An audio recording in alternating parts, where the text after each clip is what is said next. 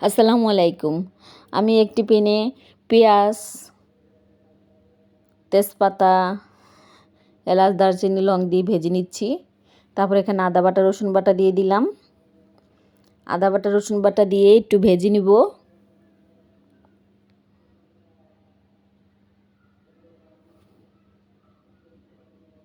আমার ভাজা হয়ে গেলে আমি এখন এখানে একটু পানি দিয়ে দিব।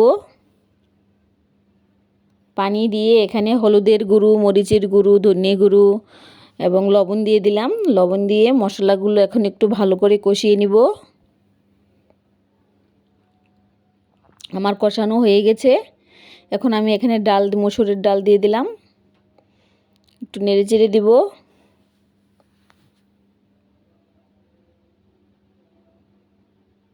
তারপর এখানে আমি পেঁপে দিয়ে দিব। পেঁপেগুলো দিয়ে ভালো করে নেড়ে চেড়ে দিব উল্টে পাল্টে।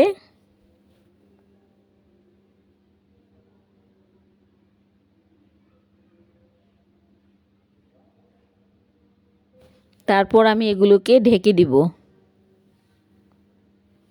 কিছুক্ষণ পরে আবার ফিরে আসলাম।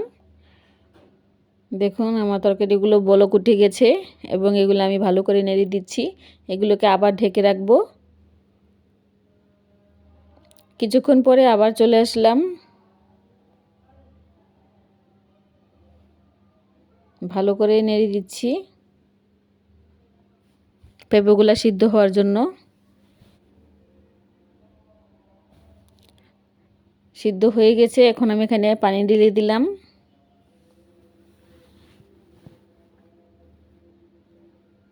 এখন একটু নেড়ে চেড়ে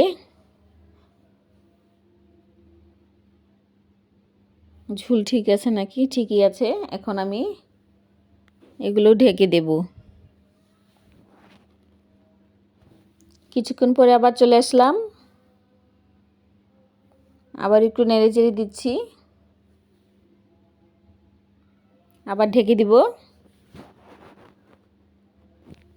আমার তরকারিটা হয়ে গেছে। এখন আমি এটাকে বাগার দিব।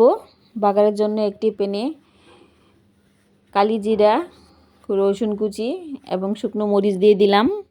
এগুলো এখন ভালো করে ভেজে নিব। আমার ভাজাটা হয়ে গেছে। এখন আমি বাগারে তরকারিতে দিয়ে দেব।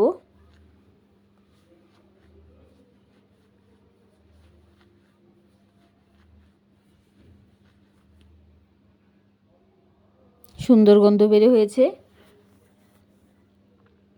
এখন আমি এটাকে নেড়ে চেড়ে একটু ঢেকে দেব ভালো করে ফ্লেভারটা ভিতরে যাওয়ার জন্য। এবং এখানে আমি ধনেপাতা দিয়ে দিলাম।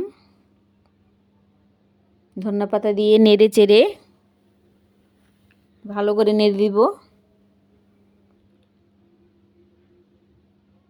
এবং এটাকে আবার ঢেকে দিব।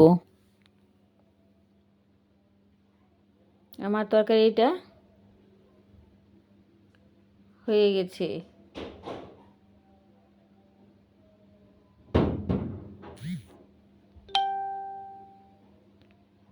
এখন একটু ঢেকে দিব এবং এখানে একটু জিরের ফাঁকি দিয়ে দিলাম। জিরের ফাঁকি দিয়ে নেড়ে চেড়ে